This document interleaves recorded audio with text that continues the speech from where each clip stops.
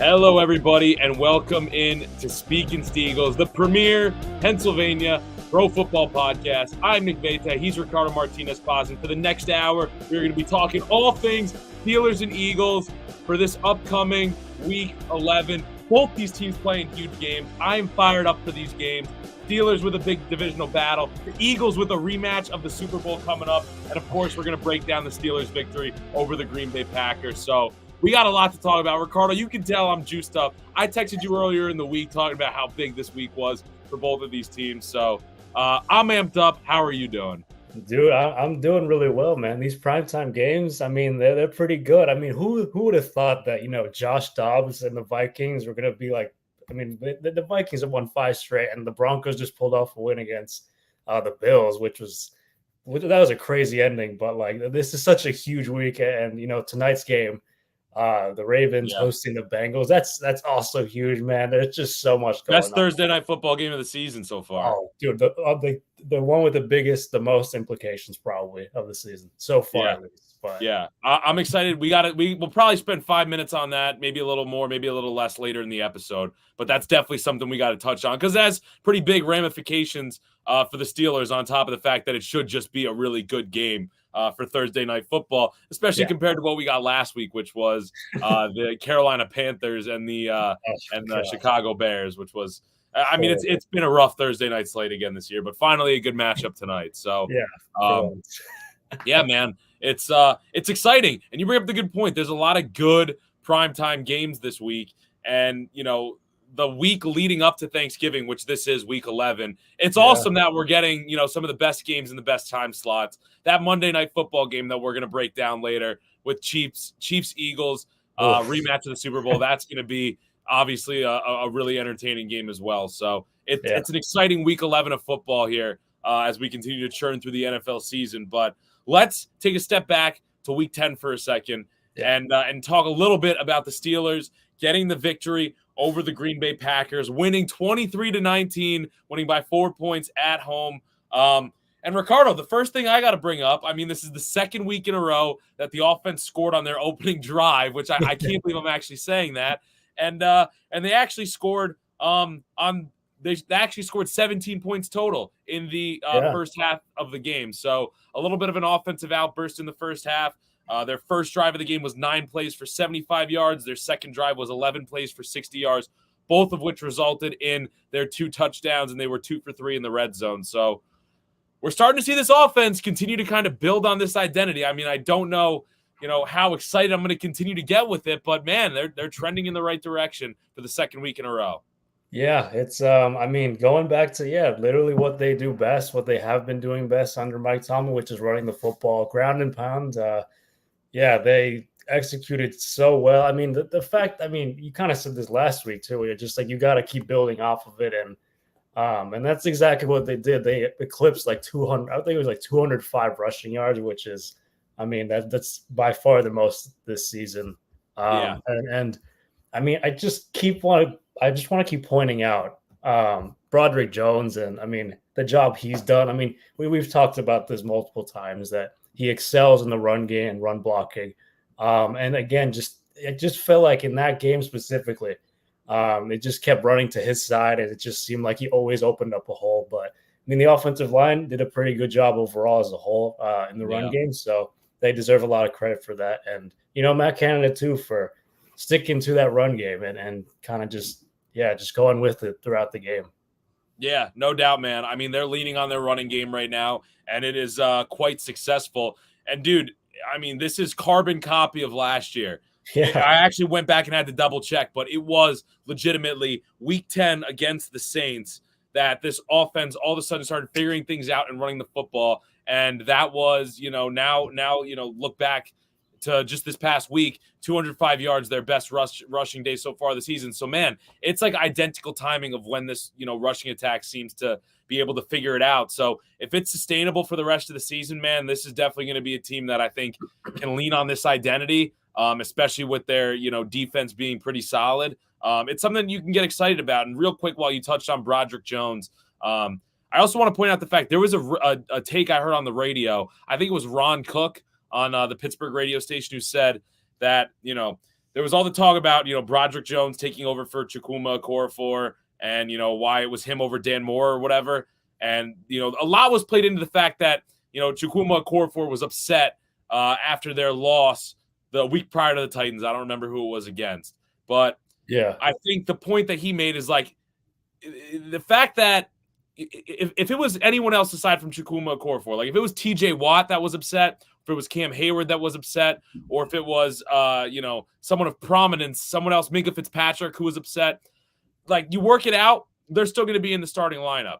Yeah. I think that it's the point that he made is it's something deeper. The Steelers ultimately decided that they're going to move forward with their two tackles being Dan Moore and Broderick Jones. And they ultimately feel that Dan Moore Jr. is the better tackle than Chukwuma Okorafor, which is something I think I agree with. I think that, is a proper way to dissect the ultimate decision of why Dan Moore was chosen over Chukwuma Okorafor.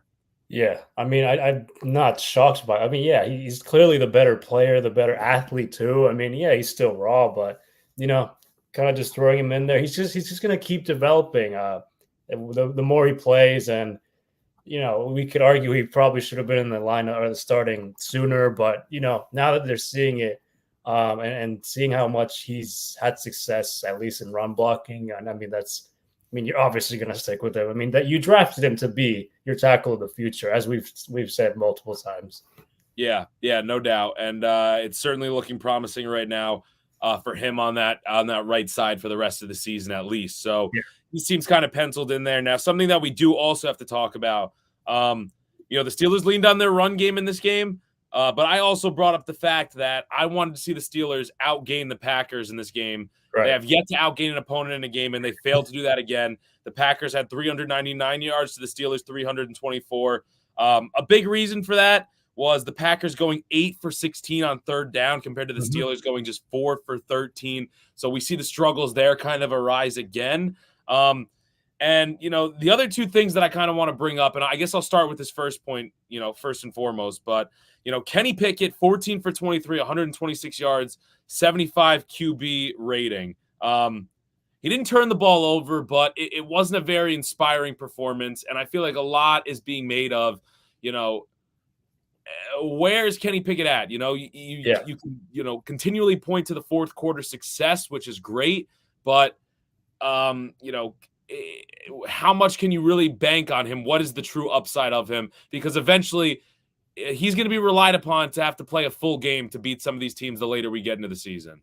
Yeah. I mean, there were some throws he kind of got away with that probably should have been intercepted, but and even that lateral pass that I believe he missed Jaylen Warren on. I mean, that looked behind the line of scrimmage. That looked like a backwards pass to me. The Steelers kind of lucked out on that one, but yeah, they got bailed out big on that. What was it? Because the ref blew the whistle, right? I think they blew it dead before. Well, they reviewed it. I mean, they played it all the way through, but they reviewed it, and I guess they said because the call on the field was that it was an incomplete pass. So I just don't think they had enough to overturn it and say it was, a lateral pass.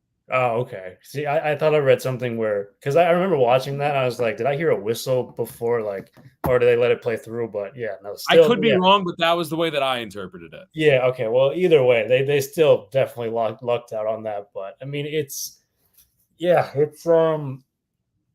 what's his ceiling? I mean, I don't even know where to go with him because sometimes he'll make really good throws, and then there are just times where it's just he just struggles to complete a pass, and sometimes, like I said before, gets away with certain throws. But I mean, ultimately, he did enough to win the game. Which, I mean, again, you can only take you so far when you keep saying that. But and especially with the defense kind of helping out and bailing them out a couple of times too. But it's just inconsistent play. That's just been the theme throughout the entire season for him. Yeah. I mean, it's tough, and it's not like there's really any other direction you can go. And I'm not trying to call for his job or anything like that, but it's ultimately you're just not seeing – I feel like you're not seeing him progress from where he finished the season last year, which is what's frustrating about it. Yeah. But you also brought up the defense in this game, which was another point I wanted to touch on because I feel like they have fully 100% kind of I don't want to say molded, because I feel like this has kind of been the case for the last 3-4 weeks. I've continued to say this. Their full-on identity is bend but don't break, man. I mean, this is a bend but don't break defense. Capitalize on forcing turnovers when you have the opportunities. That's how this thing is made. I'm not saying that's necessarily a bad thing. Yeah. But it's hard to recognize that they're not that defense. And when I said, the fact that the Steelers were still outgained in this game by the Packers, part of that is the fact that the Packers showed you can move the ball on this defense. They had 283 passing yards, 116 rushing yards. It felt like they were extremely successful between the 20s, but the Steelers held the Packers to 1 for 5 in the red zone, which ultimately was the difference in this game, in my opinion. Yeah, I mean the Steelers defense, I feel like the entire season, they have been the definition of bend don't break. I'm pretty sure they're top 10 in the red zone defense, but I mean they came up with such huge stops to the end, the 2 interceptions. I mean, Patrick Peterson, that was a really good play. Play. That picked off by, I think it was Keanu Neal on that one, but I mean I don't know how they keep doing this. It's like it's I guess it's a good thing for Steelers fans. Is like you can feel like when you have a lead, you can feel confident that they'll get a stop. The Steelers defense will get a stop, and it's happened on multiple occasions this season. It's just I mean they just have playmakers. They just in the big moments when it matters most, I guess they just I feel like they play at an even higher level when the game is on the line. Yeah, and I mean that was the question. I think it really kind of rose and the conversation became prominent when they beat the Browns, and it was really the defense that literally won them the game with the defensive touchdowns. Of like, is this formula of winning sustainable? And the obvious answer is no.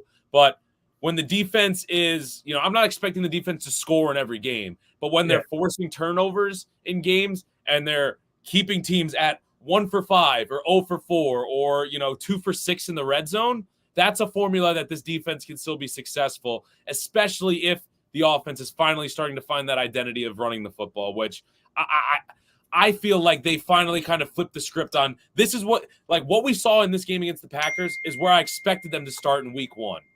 And it didn't happen that way. But if they finally figured out the formula for running the football at this point of the season, that's kind of something I said earlier in the year. The win against the Browns, the win against the Ravens, these tight wins early on in the season would have been losses last year, the way that they lost to the Jets or lost to the Patriots or lost to the Dolphins close in the first half last year. So the fact that they got to this point of the season and are 6-3, it sets them up really well for the rest of the season. And I'm high on their expectations. I feel that this team, is probably 3 or 4 more wins away from really locking themselves up into an AFC playoff spot.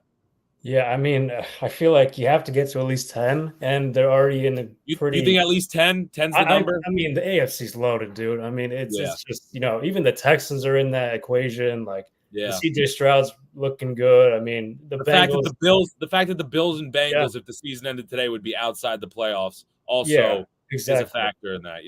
Yeah, there's just so many teams that are either at 500 or just above that.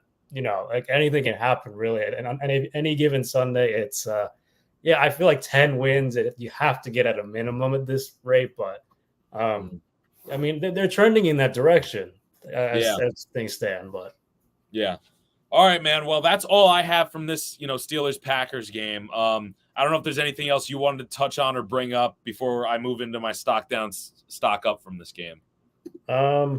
No, that's all I got too on this game, really. All right. Sounds good. So here's my stock up, stock down. I'm curious if you're going to be a little surprised by this first stock up, but Mike Tomlin, man, I got to give Mike Tomlin some love. I've always been a Mike Tomlin supporter. I know there's fans out there that are haters of him, but I think he's one of the best coaches in the NFL, if not all of professional sports. And, he's got to get his credit, man. They're finding ways to win these games. All these fourth quarter wins, as much credit as can go to Kenny Pickett. A lot of that has to go to proper game management of Tomlin as well. Only 3 penalties in this game. The fact that the Steelers are one of the least penalized teams through like the first 6 weeks or something like that before it shot up the last 2 games, right back down to just 3 penalties for I think it was something like 35 yards or something in this game. And I also got to give him credit. The way that he kind of handled the the George Pickens situation. Now, I know that's still kind of ongoing, but, he didn't have George Pickens run out with the starters in this game. He kind of – I feel like he's done a good job of kind of not letting that situation get out of control. I think the way that he moved off of Chukwuma Okorafor for Broderick Jones was pretty savvy. So, man, I just feel like he's got this team sitting in a good spot, and I feel like he's really got his pulse on that locker room. So, I give him the stock up, and, man, I think he's kind of – worked his way. If the Steelers continue to find ways to win and continue to have success, I think he's worked his way into the Coach of the Year conversation a little bit. Oh boy, I mean, considering, man, I'm getting on that train early than late. I think he's really. I mean, this team to not outgain a single opponent in a win to this point of the season, and to now have your team still 6-3, second in a stacked AFC North division. I'm giving him some credit, man. Oh, that's fair. No, he deserves the credit for sure. I don't know if I put him in the Coach of the Year, but I mean, if it keeps going this way, yeah, I might have to. But yeah, I mean, I'm getting on the train early, man. Yeah. When you hop on the train in 3 weeks, I'll be here. Fair enough.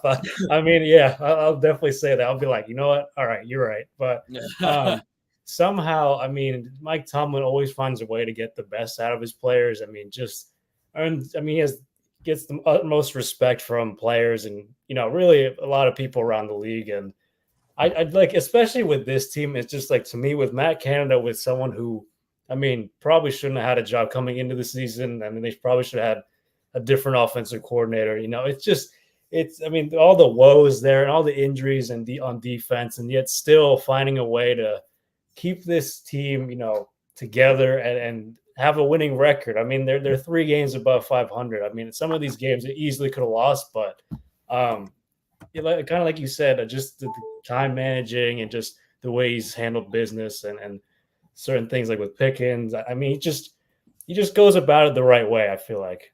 Yeah, 100%. So I had to give him his flowers a little bit this week. And then, my other stock up was it's a little bit basic, and we've already talked about it, but the run game, man. I mean, everybody's got to get love because this is a collective effort. As good as Jaylen Warren looked, as good as Najee Harris looked, as good as Broderick Jones looked, the guys like James Daniels and Isaac Seumalo and Dan Moore, they need to get their credit too. I mean, even Darnell Washington, blocking out of the tight end spot. The run game as a whole deserves their credit here, and if they flip the switch, that's a big difference maker for this Steelers team. Throughout the rest of the season. So they get the stock up. And like I said, it was week 10, 2022 against the Saints that the offense turned it around and started finding their running identity. And look here, week 10 against the Packers here, and they rushed for 205 yards. So if the switch has been flipped, I think we can expect a lot of success like we kind of saw in the back half of last year. Yeah, I mean, that two-headed monster of Najee Harris and Jaylen Warren, I mean, it's fun watching Jaylen Warren. I mean, Najee Harris too. He runs really hard too, but Jaylen Warren I don't know. He just has a bit more burst to him, a bit more juice, as you've been saying for a few weeks now. It's just like, I mean, they complement each other pretty well. And credit to the offensive line. And again, I'll say Matt Canada because obviously he's been the one calling the plays and kind of relying on that run game. So they've been, I mean, ridiculously good the last 2 weeks. Yeah, they really have. So I only have one stock down this week, and I already talked about him a bit, but just Kenny Pickett. I mean, he's got to be better. Tomlin basically said as much in his press conference the other day where he said, man, we're going to need more, particularly as this road narrows when talking about Kenny Pickett. But, ultimately what he said after that was him and Kenny, guys like him in roles such as the quarterback or the head coach, they're measured on wins and losses. And right now they have 6 wins and just 3 losses. So, a couple games above 500, sitting second in the division. Kenny's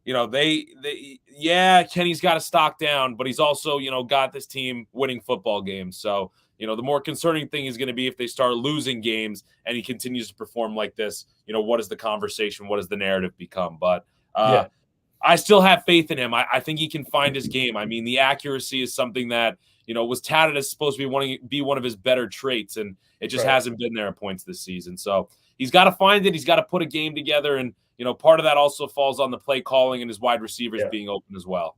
So that's what I have for stock up, stock down. Let's transition now to this big Monday Night Football game, Eagles at Chiefs, and then we'll circle back around to the Steelers as well at the end. Oh boy. Dude, the more I think about this game, the more I'm like, oh, this could really go either way. It's sort of similar to how I felt about the Super Bowl. I was like, yeah, this could go either way, really. But I mean, you can talk about all the headlines, the Kelsey Bowl part like two, or Andy Reid being, I think, 4-0, 5-0 against the Eagles. And the top two teams in their respective conference. I mean, the top teams in their respective conferences: Chiefs first in the AFC, Eagles first in the NFC. There's just so much, and obviously the rematch of the Super Bowl last year. I mean, so there's so much going into this game, and I feel like it's a perfect way to end the week. What is week 11? Yeah, But I agree. man, dude, there's who knows if Taylor Swift will be there. That's a whole different thing too. Man, As and, much as and that it's annoys so me. it's so great with this game too. The fact that when this game was on the calendar and we kind of talked about previewing the whole schedule back at the start of the season, we talked about this game a little bit, and the fact of how big this game is, and the fact that now coming into this game, both of these teams are the current one seeds in their conference. I mean, that only adds another layer to it. That both of them are atop the AFC and the NFC. Yeah, I mean, and I'm sure those who are on the team who lost the Super Bowl are going to be even more motivated to avenge that loss. And I mean that only adds more juice to it all. So, man, there's so many different avenues, but I feel like the most obvious, the most straightforward thing looking into this game is limiting Travis Kelsey, because that's what this Chiefs offense revolves around. And the dude's one of the best tight ends in NFL history. He's still doing it at a really high level. He's coming off a game. I mean, they had a bye this past week, just like the Eagles, but the week before, he's coming off a game where he only had 3 catches for 14 yards against the Dolphins.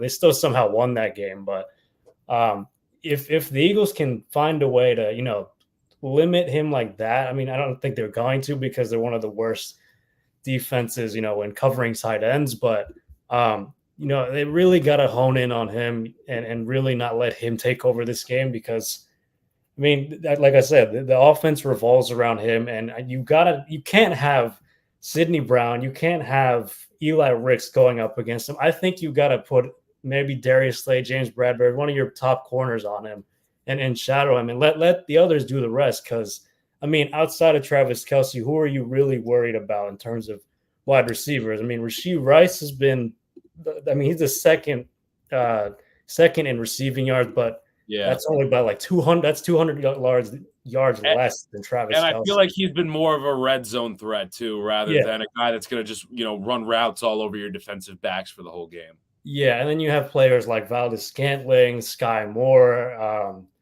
Who am I forgetting? No. I mean, they have a plethora of other wide receivers, but nobody that really jumps off the page. Yeah, I know they traded for McCole Hardman with the Jets around midseason. I think Kadarius Toney's still there as well. Yeah, Tony. Like they're more like gadget play. Like they're not scaring you really. It's like those are players you might use more in like screens and like end arounds and all this like quick game stuff. So if you can, sorry, you go. No. Keep going.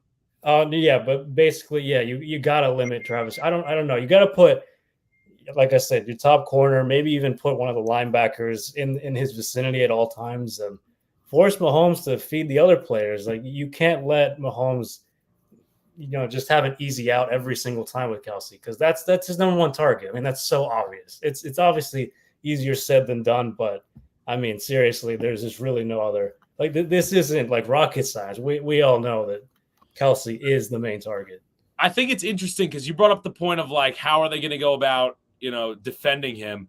And you talked about potentially Darius Slay or James Bradbury coming in. And that just made me rack my mind, because I remember you saying an episode or two ago with James Bradbury struggling, you kind of posed the idea of maybe Bradbury moving into the slot as in more of a full-time capacity. So, I mean, what would you think of that matchup of Bradbury in the slot going up against Kelsey primarily? I mean, I don't know how they match up size-wise. I imagine Kelsey still has it. I don't know by how much. I mean, Bradbury's still a pretty long corner as far as his reach goes. But, I mean, I don't know. What would you make of that matchup? And then they kind of left Slay and Eli Ricks and some of the other guys, out there to deal with more of the gadget players. I mean, I would be more than okay with that. At least you're putting, one of your top two guys mean, I think James Bradbury is just slightly taller than Darius Slay. I mean, if we're talking, yeah, like height wise, I think in physicality, I think Bradbury has the slight edge over Darius Slay. But in terms of coverage, maybe it's a slight disadvantage. But I feel like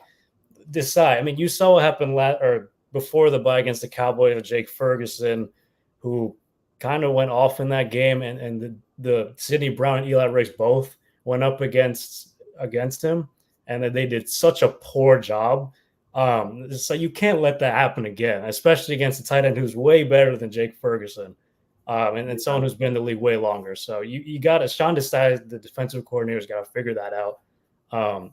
Get your best player on him. Seriously, I was just looking because I thought I also saw something that Bradley Roby was coming back from his injury. Yeah. I don't know if you heard anything about that. What do you make? I mean, he was playing primarily in the slot before the injury. So what would you make of that possibility? I mean, you could definitely throw him in there too, but I think he also would be fine in the on the outside. But I mean, you just got to figure something out that works against him, because otherwise the defense will get picked apart, and it'll just they'll be on the field longer. So yeah, that's definitely my primary focus on the defensive side, at least. Yeah. All right, that's fair. I don't know if I really have much to add on the defensive side of the ball, other than it's hard to say, can the Eagles make the Chiefs one-dimensional, because obviously the Eagles have the best defense against the run, but it's not like the Chiefs really rely on a balanced attack so much. Yeah. Obviously they have Isaiah Pacheco, and they're running the ball more this year than they have necessarily in years past, but they're still heavy in the pass game. So I mean, I don't know, is that something that can you make the Chiefs offense one-dimensional and kind of allow your edge rushers to get chances at Patrick Mahomes if he's got to drop back and pass? Or do you think that's kind of a moot point, because they're kind of accustomed to not needing 90 yards of rushing from their running backs? They can do it with just sprinkling in a few running plays to keep the defense honest. Yeah, I mean, I'm not very worried about the run D. I mean, like you just said, I'm not talking about being worried about the run D. I'm talking more about, can they make the Chiefs one-dimensional by just taking away the run game completely. But I don't know if that's enough to fully slow down the Chiefs offense. Granted, this Chiefs team is built more around their defense this year. That's true. I mean, it certainly would make their lives easier defensively, but I mean, it kind of, I feel like they kind of go together, because like you said, the Chiefs don't really run the ball as much. They're more obviously pass heavy, and it kind of goes into the Eagles' favor anyway, and because the run D is so good. But I mean, you never know with Andy Reid. They'll always find something to, even if there is like a disadvantage. I feel like sometimes he uses that to his advantage. I mean, you saw it in the Super Bowl too. They weren't really running very much in the first half, and then second half they got Isaiah Pacheco going, and then it just kind of snowballed and made it the defense's lives harder. And so, I mean, it really, I'm not too concerned about that, but if you can, you're making your lives easier. Yeah. But I guess I'll switch it over to the offensive side, unless you have anything else to add. Oh yeah, sure. That's all I pretty much had as far as the Eagles defense, containing the Chiefs. Yeah. So I mean, Dallas Goedert obviously on IR and out until, for the next 4 games. So that's a huge loss. This defense is one of the best in the league, and especially against the pass and getting after the quarterback. So, and I'm gonna keep saying this. I know that the Eagles aren't gonna do this, but they have to run the ball. Like seriously, it's the Chiefs overall are 16th against them. So literally in the middle, and I think they're 19th in yards per carry. So again, and you might be getting Cam Jurgens back for this game, so that could be a huge boost to that might have been part of the reason the run game was struggling for the last few weeks, because he wasn't there. But I think you really do have to rely on DeAndre Swift a bit more in this game, be like leaning more under center, running more like zone runs, and sort of the things that the Eagles did earlier on in the season that made them so dangerous. And so not that they're one-dimensional at all, but it just made it so much harder for defenses to stop. So Especially with such a good defense. I mean, they have, I think, 31 sacks, which is, I believe, second in the league. So I think the other thing with that too is like you wear down the defense. This offensive line is one of the best in the league, and the other thing, you can also take the crowd out of the game by running the ball. Just frustrating them because that place is one of the loudest, if not I was going to ask you how they kind of go about dealing with that crowd noise, and it seems like you're alluding to the run here. Yeah, so take them out of the game. Just run the ball down their throats. Like it's their weakness. They're probably the only weakness they have because everywhere else, statistically, they're top half of the league. And I mean, get Rashad Penny involved. Go under center more. Run it, in between the tackles with him a bit more.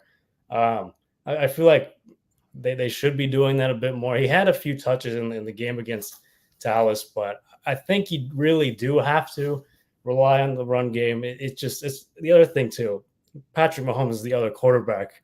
Is the other quarterback on the other side of the field. Like you want to keep him off the field too. So the more you can control this game and keep him off the field, frustrate the crowd, kind of silence them a bit, I think they'll have more success and really can open up the pass game a bit more. But again, they're such an aggressive offense. They'll air it out. It doesn't really matter. They did it against Dallas. Like they took their shots here and there, but I think it has to be the run game. Like even more emphasis on it because especially with Dallas Goedert out, that's a huge loss, a bigger loss than people might think. But just run the damn ball is my thing. Not to be conservative at all. Just that's the smart thing to do. No, I think that's valid. That's kind of what I'm going to talk about with the Steelers here in a little bit is like they got to rely on the run game, man. But especially when you're going up against a good Chiefs defense, and if one of the things you can potentially exploit is running the football, the Eagles got to go ahead and do that, man. It feels like they've gotten away from the running game a little bit their past 2 or 3 games. So, if there's a time for them to get back to it, here it is against the Chiefs. It seems like an area that they could potentially take advantage of. Yeah, one thing to monitor too was Jalen Hurts' knee. In the Super Bowl, he broke out a few big runs, but depending on how his knee is, maybe he gets more involved in the run game, but that's probably unlikely. And even that would make it that much more difficult for Steve Spagnuolo to sort of game plan and stop. But you got to do whatever. You just got to stress this defense out. You got to wear them out because those pass rushers they have, George Karlaftis, Chris Jones, Mike Dana, who's also having a good season, I think 5.5 sacks. Like that defensive line is no joke. Yeah. And so, I would definitely try and make that pass rush think, hesitate a bit, and silence that crowd because they can go back to what they were at the start of the season. Yeah. Do you have any expectations for AJ Brown and the wide receivers in this game or not really? I do. AJ Brown, obviously, because Devontae Smith too. They're both really good. I know they're going up against Trent McDuffie, L'Jarius Sneed, who has allowed a sub 60 passer rating when targeted. But you saw what happened 2 weeks ago. Deron Bland, he actually allowed an 128 passer rating when he was targeted, and he was the top corner in passer rating. Yeah. So you can find ways to exploit. AJ Brown's so tough to defend. But I think maybe tight end wise too. Maybe you throw in what's his name, Albert. I can never say this guy's name either. The tight end there. Albert. Yeah, we'll call him Albert. Albert. Yeah, he's a really good receiver, but he's his liability and when it comes to blocking. But at least you have an option there. Maybe you explore Julio Jones as a tight end sort of role, or just use him in the slot. I don't know, but if AJ Brown, if they're focusing on AJ Brown, then definitely try and look out for the underneath stuff, the tight ends and Devontae Smith. I'm sure we'll get one-on-ones if that's the case. But they have the talent to do it. They have the talent to really take it to this Chiefs defense. So it'll be fun to watch.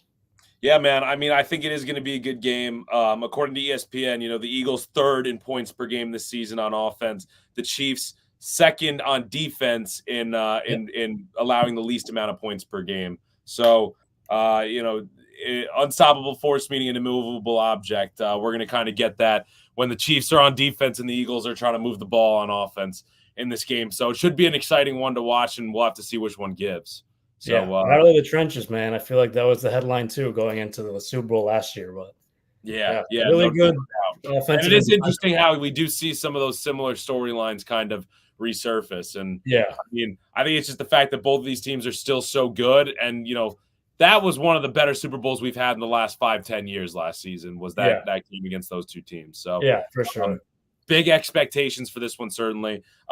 Let's save the prediction on it until we also kind of break down the Steelers-Browns. We'll do both at the same time, if you're good with that. So, Steelers against the Browns, man. This game is big. This game is big for the Steelers. I mean, let me ask you this off the shoot, man. If the Steelers win this game, where's your confidence level of them making the playoffs? And would you still give them – I'll just leave it at that. What's your confidence level of them making the playoffs if they win this game and go to 7-3? And then I believe that would put them at 3-0 in the division.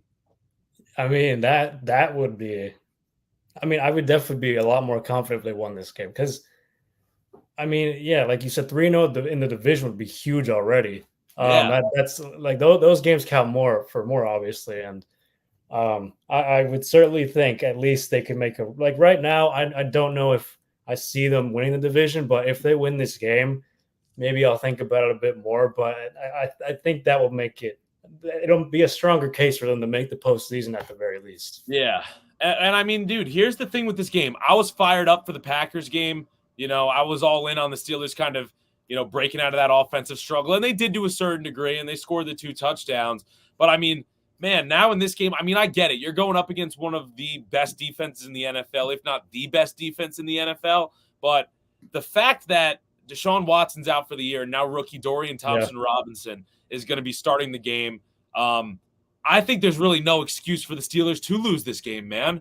I mean, what's the storyline if Kenny Pickett and this offense, can't do enough to just score more points than a rookie quarterback going up against the Steelers defense that, as we talked about, is really good in the red zone and doesn't allow a lot of touchdowns. I mean, I'd like to think the Steelers offense can do enough to get the job done in this game. And, also throw on top of that the fact that not only are the Browns starting Dorian Thompson-Robinson, they're also super thin at tackle. DeJuan Jones, who was already filling in at right tackle, he's injured too now. So, I mean, there's really no excuses for these edge rushers to not get to the quarterback and really make life hell in the pocket for Dorian Thompson-Robinson. Yeah, I mean, I think he had one start earlier in the season. I think it was against the Ravens. He played so poorly in that game, but the Steelers, I mean, especially against a rookie like him. I mean, you saw what they did to Will Levis. They sacked him a few times. They kind of got in his head a bit, and so I kind of expect them to do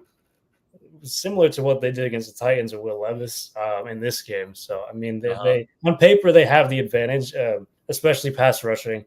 And, I mean, they're going to have to force Njoku, their tight end, to, chip at TJ Watt or Alex Highsmith. So, that's already also taking one kind of receiving threat out of the equation a bit, at least for the beginning of a play. So, they got a game. The fact that they have to focus on those edge rushers is arguably the best in the league is definitely tough for Kevin Stefanski. It's interesting that you bring up the Titans game because Derrick Henry had an okay game. I think he had something like 75 yards on 19 carries or something like that. This Browns team, even though they don't have Nick Chubb, they still run the ball a lot. They're second in rush yards per game. They're fourth in time of possession. So the only thing that somewhat scares me is if, like I said, you can move the ball on the Steelers defense. I talked about that at the start of this episode. So if the Browns are able to move the ball and control the clock and really dominate the time of possession and keep this thing close late, that's where all of a sudden the Browns defense becomes more of a factor in my mind of, possibly getting a score, something in the range of like a 13-10, something really low scoring and just, not a lot of offense, but a lot of, between the 20s play. And, potentially the scare that the Browns could get one late. Yeah. I mean, here's the thing. Keanu Benton, Cam Hayward, those two up the middle. I mean, they've certainly helped kind of limiting run games. And especially with the tackles that are out and the offensive line injuries the Browns have. I think they have a much better shot at stopping them as opposed to when they faced off back in the what was it, week 2, I believe. Yeah. I think they have a better shot, and I'm sure they're going to focus even more on stopping them because you would rather have what's his name, DTR, I'm going to say, but you would Yeah. rather have him try and win the game and not get totally just gashed by the run game because Yeah, that's man. all I they mean, do. That's what they rely on. and part of this too, the fact that the Steelers lost Quan Alexander for the season now on top of Cole Holcomb, so they're going to rely a lot on Landon Roberts and Mark Robinson. Yeah. Those are two guys who are thumpers. I wouldn't Yeah. mind if we just see the Steelers kind of stack the box with 8 guys and just kind of say Joey Porter, Pat Pete on the outside. You guys take care of these wide receivers and force the rookie quarterback to beat you. Load that box. Stop the run game and just see if Dorian Thompson-Robinson can do anything, if he's got his receivers even on a one-on-one matchup. And I'm curious to see if Joey Porter Jr. kind of follows Amari Cooper around the field, similar to what he did with DeAndre Hopkins. So that's something to keep an eye on. And yeah, I mean, that's the ultimate thing to me is it's like I'm not expecting the Steelers defense to pitch a shutout, but they got to really, at the very least, they got to keep the Browns from getting into the end zone. I think that's the biggest thing. You can survive the field goals, but much more than that, I feel like they should be able to limit, this rookie quarterback who struggled, like you said, in the one start of his career.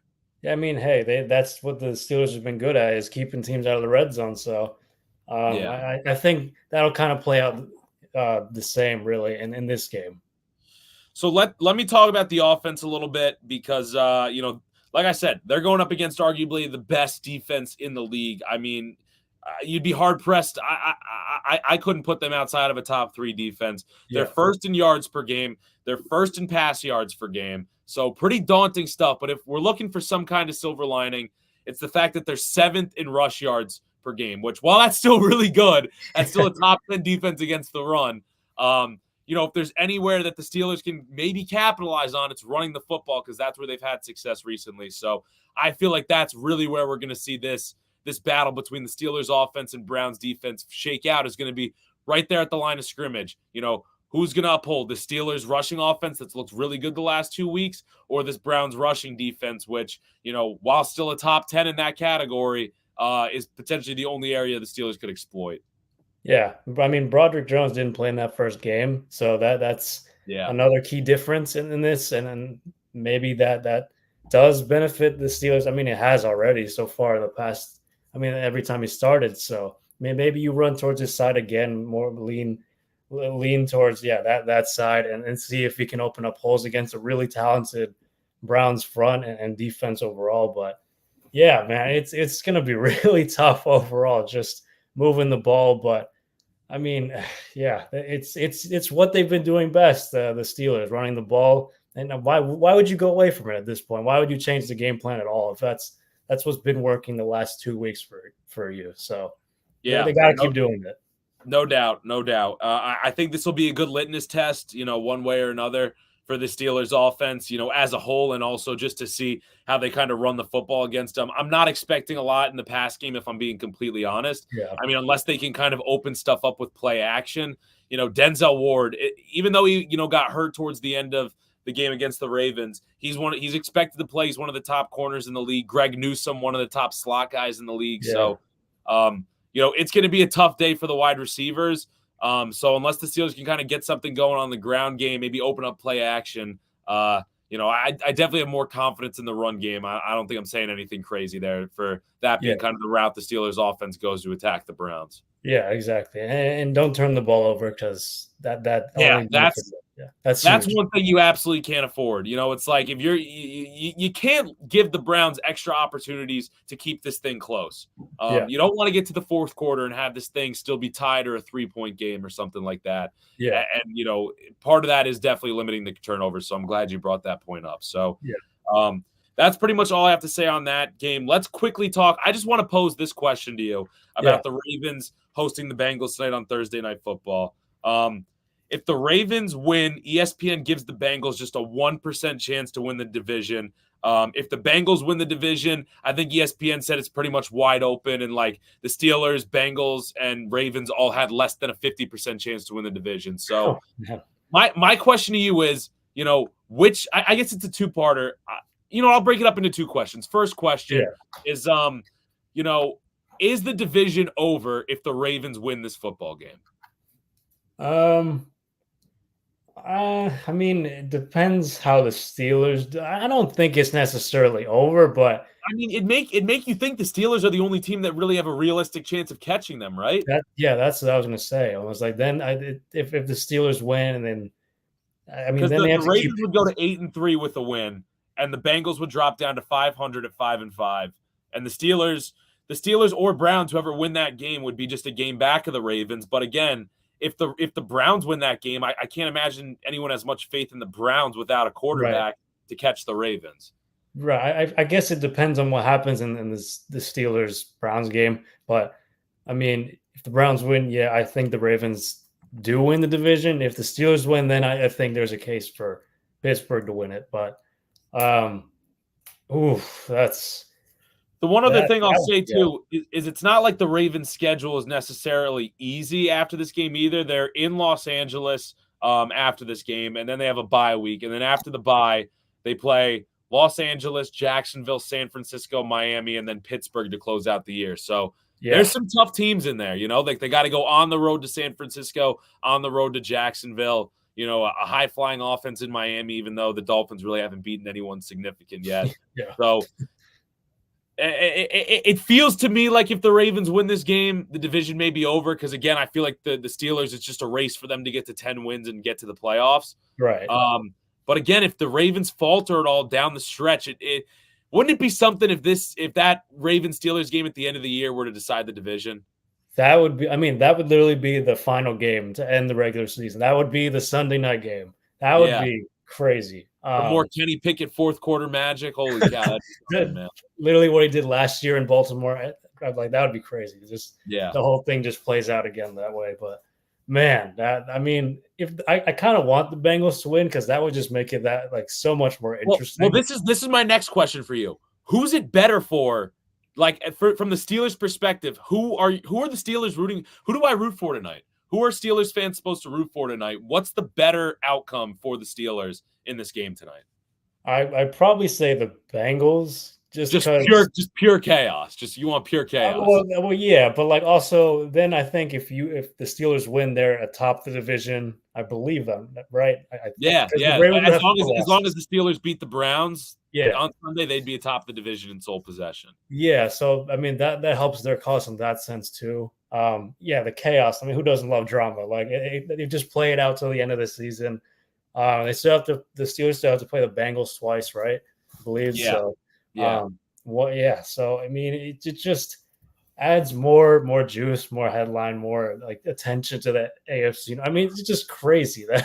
I think you're right. I think rooting for the Bengals is the way to go. The thing with the Ravens, though, is I could almost even get behind it being like, all right, Ravens, you guys are kind of clearly ahead if they win that game.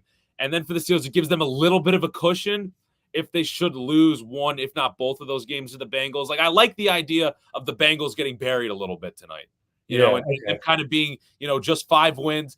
They're kind of out of it a little bit. And if the Steelers beat the Browns, that really gives them a little bit of separation before this big game, which would be, next week against the Bengals. So I don't know. I can talk myself into it either way.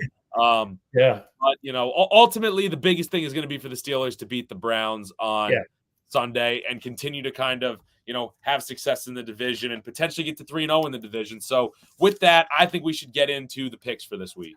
All right, let's do it. Oh boy. So, since we're just talking Steelers, let's keep it rolling with the Steelers. Last week, we were both kind of close with getting the score right. The Steelers won 23-19. Both of us had them covering the spread. You had 20-16. I had 25-18. So we were both kind of in the realm there of 23-19. So it was close. This week, I can't believe it. This line has been moving all over the place for the Steelers. Yeah. Open before the Deshaun Watson injury, I think the Browns were favored by 2, maybe 2.5. Yep. Then when Deshaun Watson got hurt, I saw it and I heard it as much as Steelers favored by 2. And now when I checked this morning on FanDuel, the Browns were back to a 1.5-point favorite. So that's the line we'll roll with. Pittsburgh plus 1.5 at Cleveland. I'll go first, man. I think that the Steelers really need to win this game. If they win this game, they really put themselves in a good spot to potentially win the division with teams like Arizona and the Colts and the Patriots coming up. So if they get this game, they move to 3-0 in the division. You're really feeling good about not only the playoffs, but also, keeping the division still in the headlights, not in the rearview mirror. So yeah. I think the Steelers keep the Browns from getting in the end zone into this game. I think their defense is just pestering Dorian Thompson-Robinson in this one, and I think that they really kind of load the box and try to make the Browns one-dimensional and force DTR to try and beat them. And ultimately, I'll take the Steelers' defense in that battle. And I think that the Steelers continue to have some success with their running game. I think the Browns will do a good job limiting them. But ultimately, I'm going to have the Steelers winning and covering the 1.5, winning 17-9.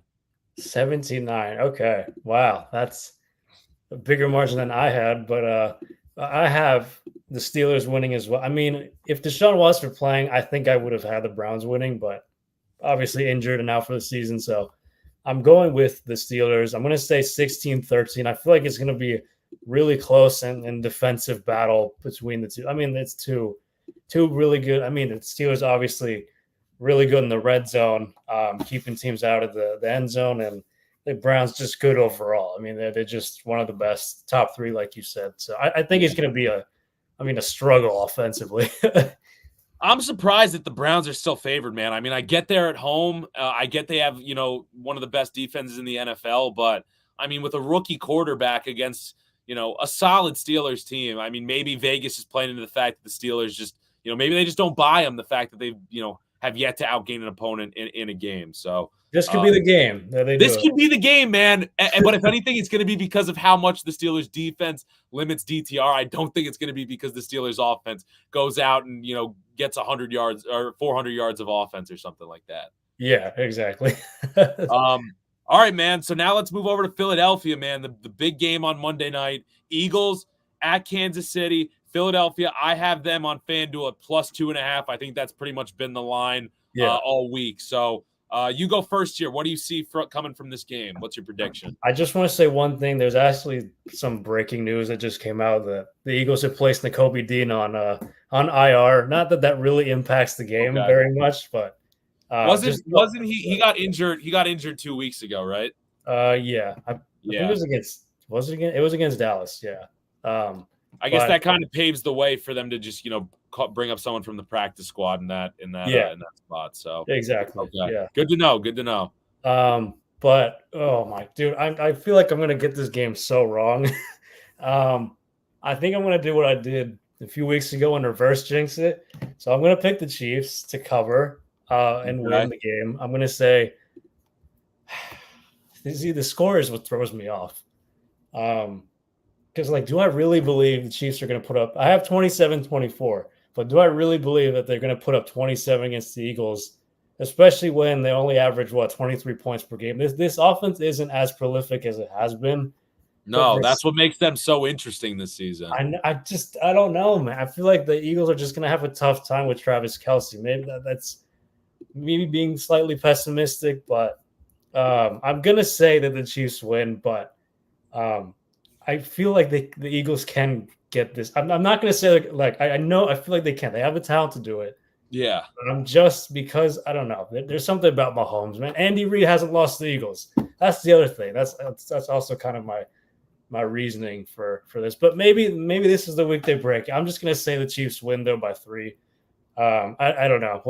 What's your take on this? Did you have a score? Yeah, I'm going to say 27-24. That feels too high, but.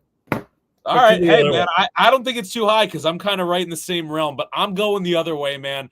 I'm taking the Eagles. I think Jason Kelce is going to be juiced up to get revenge on his brothers. I think that this Eagles team is going to be juiced up to avenge that Super Bowl loss. And, while it's not going to feel as good as having that ring on their finger, I think that, they're coming out with a purpose. They're going to come out of this bye week firing. I think that both of these teams are going to be fired up to win this game. But, man, I just think that there's something that this Eagles team has to prove. And I think that they go into Kansas City and they get the job narrowly done. How about a Jake Elliott game-winning field goal? I have them winning 28-25. All right. I like that. I like the sound of that. Jake Elliott winning the game. That would be sick. All right, man. Sounds good. I'm juiced up for these games. I'm juiced up for tonight's game. Yeah, man. We've got a great week of football here, and obviously, I think we'll be back next week before Thanksgiving. So expect earlier than Thanksgiving. I don't know. We'll figure that out to do another episode. So, any final thoughts before we close things out here, man? Hey, let's hope our teams can get those big dubs. We need them. We need them. It would be a nice episode next week to go into Thanksgiving, breaking down the Thanksgiving weekend games, and having both of these teams winning these Week 11 matchups. So we'll be back here sometime next week breaking them down. Until then, peace out, everybody. Bye-bye.